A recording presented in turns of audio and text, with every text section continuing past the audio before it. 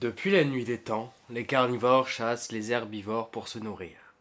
Prenez l'instinct animal du cerf et du loup. Par exemple, le loup possède une force naturelle très puissante, et le cerf des poids pour se défendre.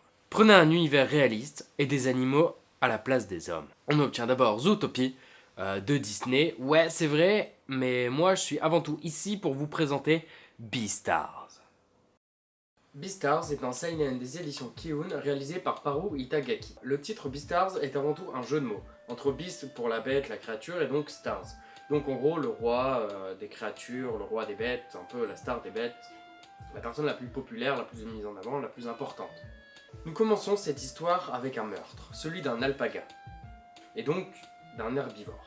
Il y a beaucoup de traces de morsures, donc c'est forcément un carnivore qui a fait ce meurtre. Nous sommes avant tout dans une école. Donc tout le monde va être au courant très rapidement de l'incident, et ça va s'ébruiter absolument partout. Et forcément, tous les herbivores vont se mettre à craindre les carnivores, de peur qu'un nouveau meurtre se passe au sein de l'école, et que forcément ça tombe sur eux. Legoshi est un loup, une créature à la force naturelle très impressionnante.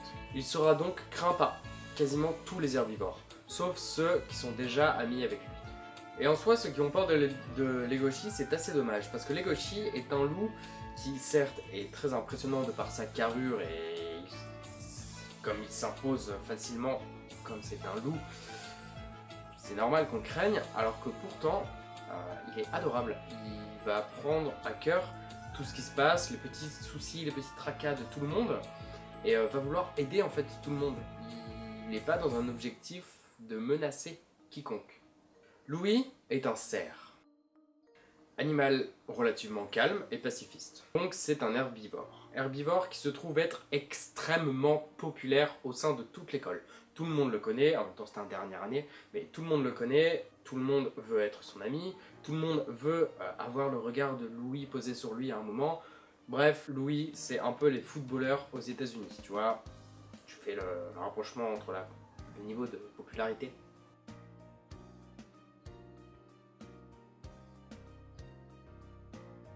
Oui, alors pour ceux qui se le demandent, les images sélectionnées, donc Finn dans Glee et donc forcément Louis dans Beastars, c'est absolument voulu.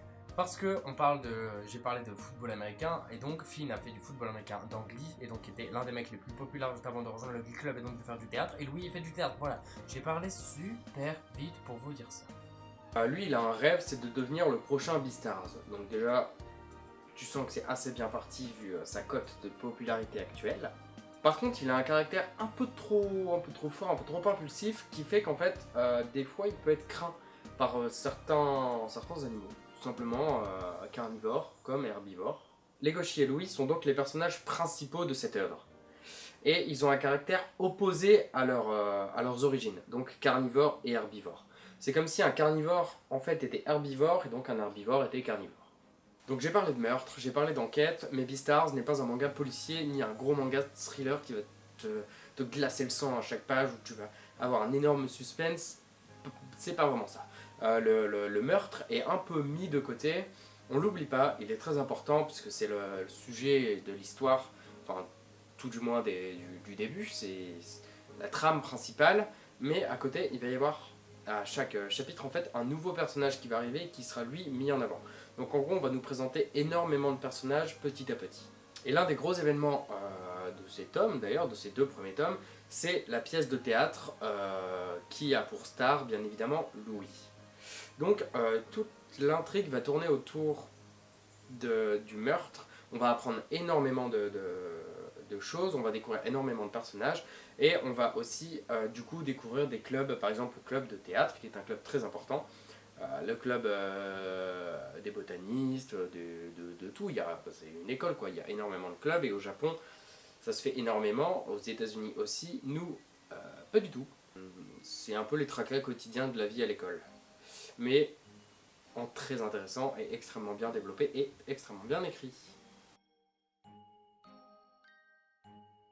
Beastars est vraiment un très bon manga, qui se révèle être très complet, plein de surprises, plein de rebondissements, et qui, pour ma part, je trouve extrêmement bien dessiné. On retrouve vraiment un esprit d'école avec les différents groupes d'amis, les différents clubs, les différents, du coup forcément niveau d'études et tout ça, et franchement c'est quelque chose que j'aime beaucoup, parce que j'aime pas l'école comme énormément de personnes, mais j'aime bien retrouver un esprit de franche camaraderie. Alors déjà j'ai réussi à placer la phrase franche camaraderie. Si vous aimez cette phrase, mettez-la en commentaire, écrivez franche camaraderie, juste ça, juste ça. Au niveau du scénario, c'est donc super sympa. On découvre beaucoup de choses, la mise en place de l'univers n'est pas trop longue, le décor s'impose vraiment par lui-même. On sent qu'avec tous les élèves, les professeurs, les parents d'élèves, machin, tu peux avoir des histoires, mais de ce que tu veux. Des conflits entre des élèves qui, bien évidemment, vont, donc les professeurs vont rejoindre les parents d'élèves, et ça peut aller super loin, parce que carnivore, herbivore, tu peux faire donc tellement de choses, que genre j'ai tellement de trucs qui passent dans la tête, genre donc forcément au niveau du sport, ça peut être super intéressant aussi, parce qu'il y a différentes races, on va dire, d'animaux. Donc avec les chiens, les cerfs, les biches ouais, de la même famille que les cerfs, on s'en fout. Bref, du coup, pour dire que genre, j'ai vraiment hâte de savoir en fait tout ce que l'auteur peut nous montrer. Déjà avec la pièce de théâtre, j'ai été agréablement surpris parce que ça se développe super bien. Et mine de rien, bon, la pièce en elle-même, on la voit pas tant que ça, mais on s'en fout, puisque la lumière des projecteurs, du coup, pièce de théâtre, ça marche bien, ça, comme image. La lumière des projecteurs est vraiment mise en avant sur ce qui est vraiment important dans tout ça, et j'adore son travail. Et franchement, si on achète le tome 1, vaut mieux acheter le tome 2, parce que tu les dévores, mais d'un coup. La présentation, les personnages, tout est vraiment bien pensé, bien écrit. J'ai été très surpris d'ailleurs parce que j'en attendais pas vraiment grand chose. Et au final, j'ai adoré Beastars. C'est une nouvelle série de 2019 du coup qui commence vraiment très fort. Le dessin quant à lui est vraiment très agréable. L'auteur a une patte graphique qui est à la fois simple mais en même temps, quand tu regardes ses décors, t'as des trucs partout. Ces colos, donc les colorisations, tout ça, je les trouve extrêmement belles. D'ailleurs, Kiyun, si vous voyez cette vidéo, envoyez-moi un poster. Je le mettrai bien évidemment là ou n'importe où. Mais j'aimerais beaucoup. Mais ouais, Beastars, c'est vraiment... Graphiquement, c'est très beau. Le tramage est léger, c'est agréable à lire. C'est fluide. La découpe des cases est vraiment aussi très bien. Genre, ton regard se laisse porter comme ça par le courant des cases. Et franchement, c'est beau. Mais ouais, au niveau de ces colos, pour moi, c'est juste hallucinant parce que je suis pas très bon en colo et donc franchement, je trouve ça ouf ce qu'il fait. J'espère en tout cas que vous commencerez cette série et que si vous l'avez commencé, que vous me direz en commentaire ce que vous en avez pensé. Parce que pour moi, c'est l'une des séries de 2019 qui peut le plus cartonner. Déjà au Japon, elle a mis une claque à tout le monde. À mon avis, en France, si les auteurs, enfin les lecteurs se laissent un peu influencer par moi ou par n'importe quel conseiller vendeur ou par n'importe quel vidéaste comme moi qui font une vidéo là-dessus, laissez-vous influencer, laissez-vous porter par les conseils qu'on vous donne. Cette série est géniale. En tout cas, voilà, c'est la fin de cette vidéo et donc, bien évidemment, je dis pas ça au début parce que sinon ça nique un peu la rythmique dans laquelle j'entre parce que je fais l'introduction et tout ça. Mais en tout cas, je vous souhaite à tous une excellente année. J'espère qu'elle sera bonne pour vous, comme elle sera bonne pour moi ou pour n'importe qui. J'espère que cette vidéo vous a plu. Ça fait énormément de temps que j'en ai pas fait, mais je suis encore malade. J'ai été malade, c'est infâme. J'essaie de trouver un rythme, mais en même temps d'écrire et de trouver d'autres idées de vidéos autres que les revues manga, parce que sinon je vais rester enfermé dans la même chose et c'est ça que j'aime pas. Donc je vais en sortir petit à petit. Je vais essayer de faire une vidéo qui change des revues manga 1 à 2 fois par mois. Ce sera peut-être en plus des revues manga ou à la place, je ne sais pas encore.